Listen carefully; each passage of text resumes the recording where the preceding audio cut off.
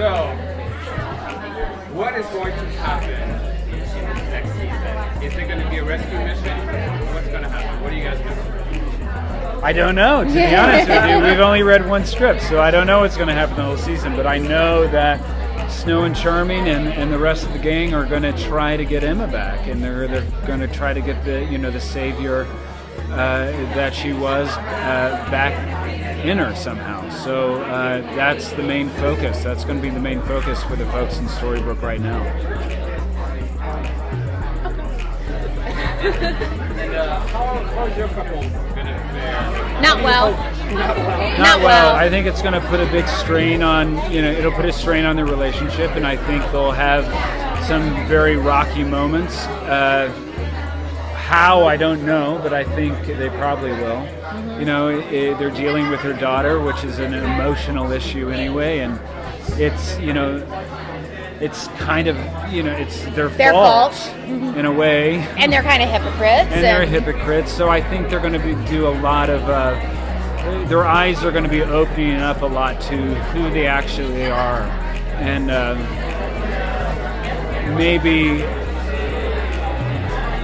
they're going to look at themselves in some more realistic terms than they have in the past.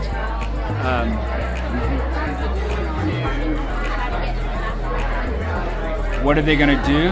Like probably anything. I think you'll find. They would be willing to do anything. I think you'll find that they're going to go to some very questionable lengths in order to get her back. Do you find now playing your characters, like coming into the fifth season, that approaching your characters is easier than ever, or do you still find some challenges?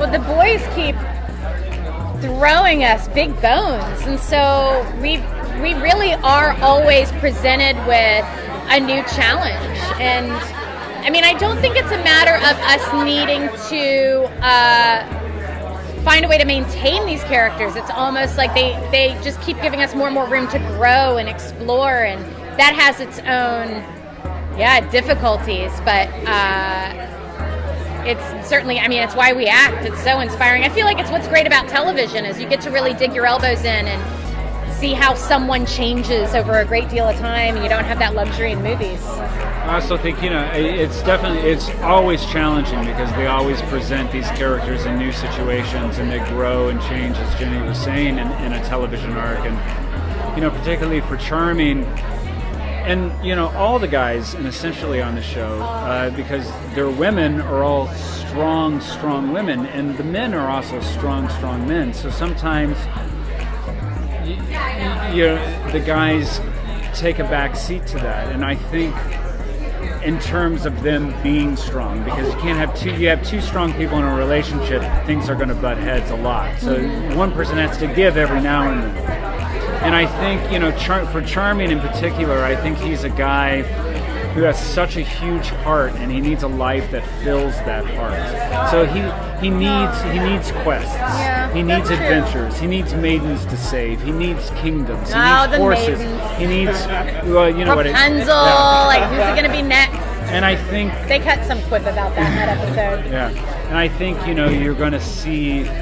Particularly in terms of Camelot, you're going to see Charming and King Arthur grow out. You're going to see Charming at his most heroic that we've ever seen him.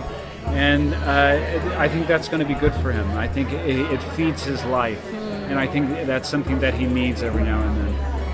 So how do you feel about the ways that the fan base has continued to grow for this series? Like, it leaps and bounds, all over social media and all that. How important is all that? Do you guys read into a lot of that? We do it for the fans, it's the most important thing, because we wouldn't still be doing the show if they weren't that passionate about that and still watching. So we thank them for that. In terms of their enthusiasm, and that always feeds us, and that always makes us excited. And that way it's nice to have Comic-Con at the beginning of our shooting season every year, because we get to actually meet people and love them back, and I think that it ignites us a bit going into things. Yeah. In terms of, as writers, we don't write the show, but for Eddie and Adam, I know we have a very passionate fan base who would like things to go a certain way, or how or certain characters to do certain things. But I think that's great, and I think it's great to have that kind of passion. But Eddie and Adam will write the show that the way that they see it in their heads, and the fact that there is a lot of fan fiction around the show is that's pretty impressive. It's impressive. It's brilliant. It's brilliant. It's brilliant. It's great. Last question. How is Snow and Charlie's involvement towards turning What is their involvement in terms of what repercussions will there be to their having contributed to this? I mean, I think they've got it's like they're starting out in the red, really, because I think whenever you have impossibly high standards, you can only fall from whatever pedestal you've created. And Josh says they put purity and goodness on such a pedestal, and I add that they put themselves there within all that goodness and purity. And I think that they've still done some horrendous things. So exactly. They're hypocrites in a way. So. Yeah, and so I think that especially given what happened at the end of last season, they have a lot of work to do to make things up to her, but also to make things up to themselves. I think that their very self-identities have been shaken by what they've realized they are capable of, and by realizing really that maybe they aren't just iconic heroes, that they're just as effed up as everybody else.